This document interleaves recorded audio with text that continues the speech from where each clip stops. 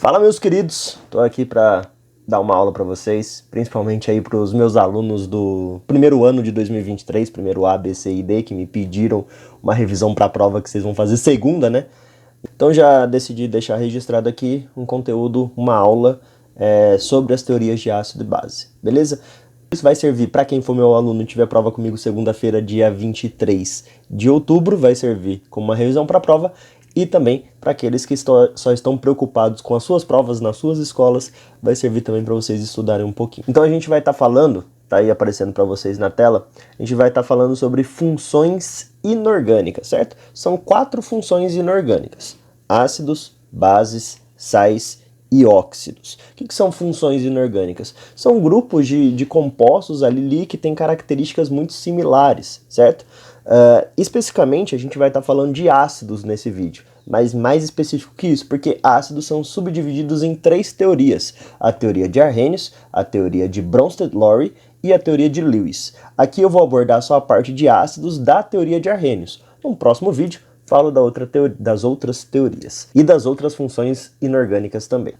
Então vamos começar aqui com essa parte da teoria de Arrhenius, certo? O que é um ácido e o que era uma base para Arrhenius? Primeiro, vamos tentar entender aqui o contexto histórico. O que acontecia? Na época que Arrhenius viveu, já se sabia que tinha soluções que eram boas para conduzir eletricidade. E eles estavam tentando explicar como que essas soluções conduziam essa eletricidade. E aí Arrhenius descobriu que essas soluções conduziam eletricidade, porque quando colocadas em solução, quando colocadas em água ou dissolvidas em água, elas liberavam pequenas partes positivas e pequenas partes negativas, que hoje a gente chama de íons, né? A parte do cátion e do ânion. E essas partes pequenininhas, positivas e negativas, faziam a condução da eletricidade. Então, para a teoria de Arrhenius, precisa ter a água ali como um solvente, porque você vai colocar alguma substância na água, essa substância na água vai se separar, formar partes positivas e partes negativas que vão ajudar a conduzir a eletricidade. Essas soluções que conduziam a eletricidade lá na época de Arrhenius eram chamadas de soluções eletrolíticas. E as partes que se separavam, né, a parte positiva e a parte negativa, eram chamados de eletrólito. Tá bom, mas o Arrhenius então propôs essa teoria dizendo que compostos ácidos eram aqueles que, quando colocados em água, liberavam esses eletrólitos, e um deles era o H+. E as bases seriam aquelas substâncias que, quando colocadas em água, liberavam eletrólitos, e um desses eletrólitos seria o OH-. Simplificando, ácidos liberariam H+ em solução, bases liberariam OH- em solução, assim como está escrito aí na tela para vocês. Vamos falar um pouquinho mais específico dos ácidos, beleza? Dá uma olhada aí para vocês verem. Eu coloquei um ácido aí, HCl. O HCl é um ácido porque, quando ele é colocado em água, vira uma solução de ácido clorídrico, ele libera o H+ em solução. Ele libera uma parte positiva, uma parte negativa, e uma dessas partes é a parte positiva, que é o H+, certo? E para o Arrhenius, na teoria dele, assim como a gente já viu aqui na parte de cima, ácidos liberam H+ em solução. Esse H+ pode ser chamado também de próton, tudo bem? Pode ser chamado de próton, liberam prótons em solução. Por que pode ser chamado de próton? Vou fazer um parênteses aqui então para explicar isso. Então, pode ser chamado de próton porque a gente tem um elemento hidrogênio, e o elemento hidrogênio tem número atômico 1 e massa número 1. Isso quer dizer que ele tem prótons igual a 1, elétrons igual a 1, porque ele é um elemento aqui que está estável, né? Está neutro aqui, está no seu estado fundamental, melhor dizendo, não tem nenhuma carga aqui em cima. E o seu nêutrons é igual a 0, porque nêutrons mais prótons dá a massa. Como a massa é 1, e essa massa vem diretamente dos prótons, que é 1 também. Quando a gente tem o H+, a forma H+, isso quer dizer, esse mais aqui em cima, significa pra gente que o elemento perdeu um elétron, né? Então, na distribuição aqui desse hidrogênio, seria um S1. Como ele perdeu esse elétron, então ele fica sem nenhum elétron, ficando apenas com o seu próton, né? Se esse elétron sair daqui, ele vai ficar apenas com o próton, já que ele já não tem nêutron.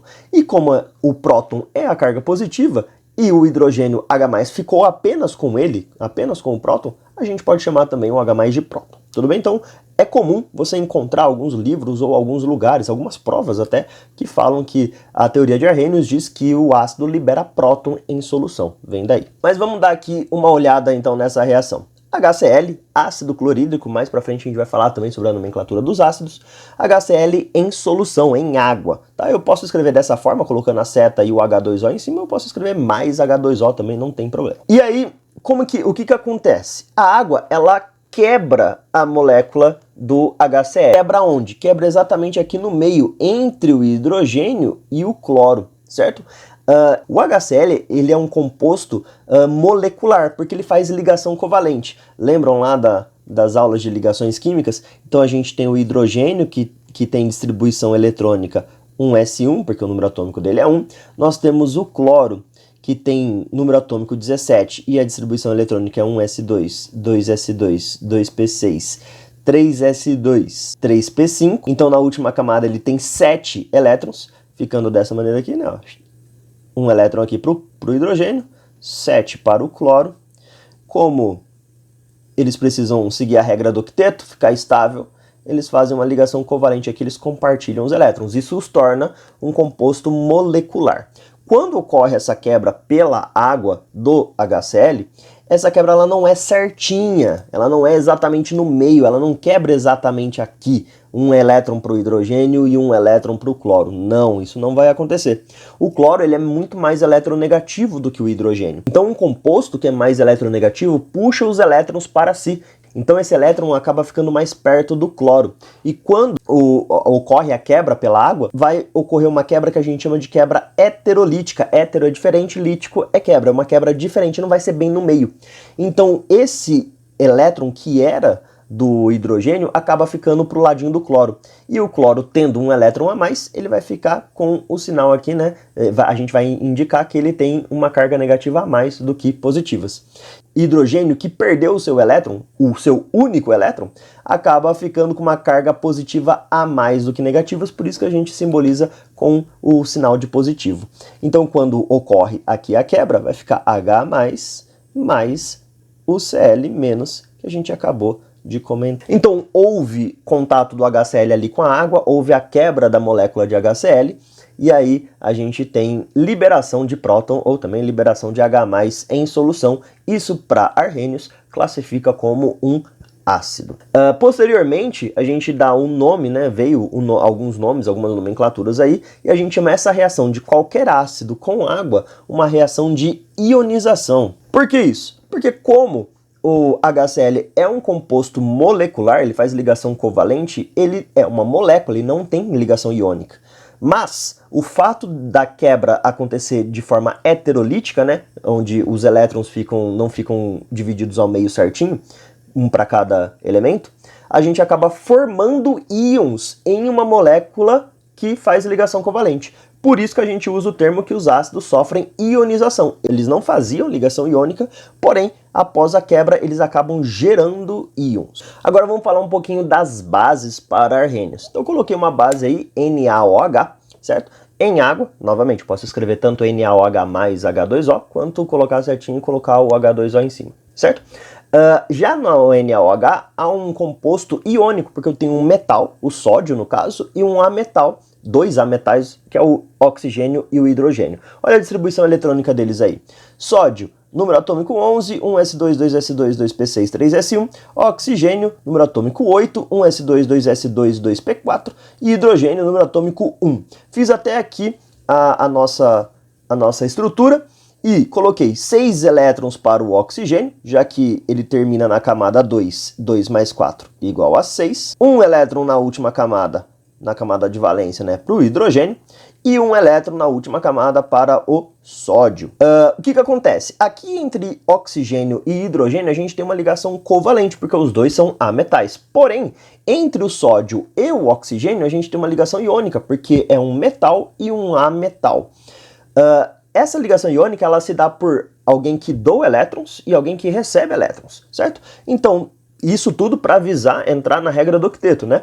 Então o oxigênio, ele falta 2 elétrons para ele chegar em 8. Um ele compartilhou aqui com o hidrogênio, então ele já ficou com 7, falta um elétron, que ele recebe de forma iônica, porque ele é mais eletronegativo do que o sódio, ele puxa os elétrons do sódio para si, e aí ele ganha esse elétron do sódio. Quando ele ganha esse elétron do sódio, ele fica com um elétron a mais do que ele tinha. Então a gente simboliza com um negativo. O sódio, por perder o seu elétron, ele fica com mais próton do que elétron. Por isso que fica o Na+, e o OH a gente une como se fosse uma coisa só. E aí a gente escreve Na+, mais o OH menos, certo? Então, para a teoria de Arrhenius, as bases liberam hidroxila, né, que é o OH, liberam OH- em solução. Tá aí para vocês a explicação de ácido e base. Para Arrhenius, todos os ácidos liberam H+ em água numa reação de ionização, e para Arrhenius ainda, as bases liberam OH-. Essa reação, ela vai se chamar dissociação. Por que dissociação? Por que o nome mudou? A base já é um composto que tem ligação iônica, então quando essa ligação iônica se quebra com a água, ele vai se dissociar, ele vai apenas se separar, não vai criar íons, porque ele já tem íons, ele já faz uma ligação iônica. Então a gente só fala que separou, e o sinônimo que a gente usa para separação é dissociação. Beleza? Espero que vocês tenham entendido. Se não entenderam, deixem aí nos comentários as dúvidas que vocês têm. Espero que meus alunos também, do primeiro A, B, C e D, que vão fazer prova segunda-feira, tenham entendido. Se vocês não entenderam, também podem deixar aí nos comentários as suas dúvidas. Beleza? Boa prova para vocês. Ainda tem mais conteúdo que vai cair nessa prova, então não deixem de assistir os próximos vídeos, se der tempo de eu colocar. Beleza? Beijos e abraços para vocês. Até!